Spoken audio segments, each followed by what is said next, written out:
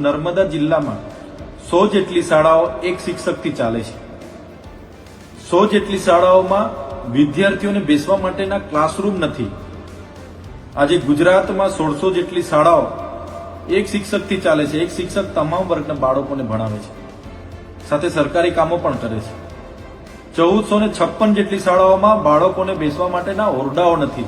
30 વર્ષના શાસન દરમિયાન આપણે માત્ર વિશ્વગુરુની વાતો કરતા હોય, શિક્ષણ ક્ષેત્રે ગુજરાતે હરણફાળ સિદ્ધિઓ મેળવવાની વાત કરતા હોય તો આ વરવી વાસ્તવિકતા પણ આપણે સ્વીકારવી પડશે. ગુજરાત સરકાર અને શિક્ષણ વિભાગ દ્વારા આજથી ગુજરાતના સમગ્ર જિલ્લાઓમાં કેબિનેટ મંત્રી, સાંસદો, ધારાસભ્ય અને તમામ શાખાના અધિકારીઓની હાજરીમાં કન્યા કેળવણી મહોત્સવ અને શાળા પ્રવેશોત્સવ ચાલુ થયો છે.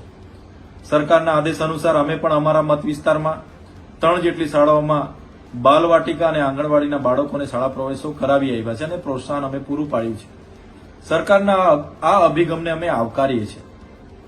પરંતુ સવાલ એ થાય છે, શું આવી રીતે ભણશે ગુજરાત?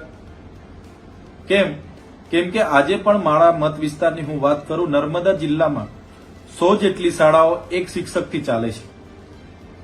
100 જેટલી શાળાઓમાં વિદ્યાર્થીઓને બેસવા માટેના ક્લાસરૂમ નથી. આજે ગુજરાતમાં 1600 જેટલી શાળાઓ એક શિક્ષકથી ચાલે છે. એક શિક્ષક તમામ વર્ગના બાળકોને ભણાવે છે, સાથે સરકારી કામો પણ કરે છે. 1456 જેટલી શાળાઓમાં બાળકોને બેસવા માટેના ઓરડાઓ નથી. ક્યાં કે ભાડાના મકાનમાં ભણે છે, ઝાડ નીચે ભણે છે, ઓટલા પર ભણે છે, સરકારી આવાસમાં ભણે છે, ગ્રામ પંચાયતમાં ભણે છે. આ વરવી વાસ્તવિકતા એ પણ ગુજરાત સરકારે સ્વીકારવી પડશે. 30 વર્ષના શાસન દરમિયાન આપણે માત્ર વિશ્વગુરુની વાતો કરતા હોય, શિક્ષણ ક્ષેત્રે ગુજરાતે હરણફાળ સિદ્ધિઓ મેળવવાની વાત કરતા હોય તો આ વરવી વાસ્તવિકતા પણ આપણે સ્વીકારવી પડશે. સરકાર એક બાજુ ખાનગી શાળાઓને પ્રોત્સાહન આપી રહી છે અને સરકારી શાળાઓ બંધ કરી રહી છે. છેલ્લા થોડા વર્ષની વાત કરીએ, 525 શાળાઓ સરકારે બંધ કરી દીધી અને હાલમાં પણ સરકાર એમણે આપેલા આંકડા મુજબ વિદ્યાર્થીઓની સંખ્યા નહિવત હોવાના કારણે 5912 શાળાઓ સરકાર બંધ કરવા તરફ જઈ રહી છે. એક બાજુ ગૃહમાં એમણે આપેલા આંકડાની વાત કરીએ, 2015માં એમના ગૃહમાં આપેલો આંકડો હતો કે ખાનગી શાળાઓ 12502 હતી, જે વધીને 2024-25માં 13490 થઈ. એની સામે સરકારી શાળાઓ 35122 હતી, જે ઘટીને 34497 થઈ.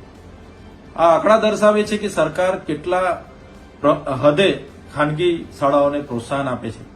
પરંતુ જે ગ્રામ્ય વિસ્તારોમાં, જે ગરીબ પછાત આદિવાસી વિસ્તારો, જે સરહદી વિસ્તારો છે, ત્યાંના વાલીઓ પોતાના બાળકને કોઈ સારી શાળામાં ઊંચી ફી ભરીને ભણાવી શકે એવી વ્યવસ્થા નથી. શાળાઓમાં ભૌતિક સુવિધાઓ અને શિક્ષણનું સ્તર નીચું હોવાના કારણે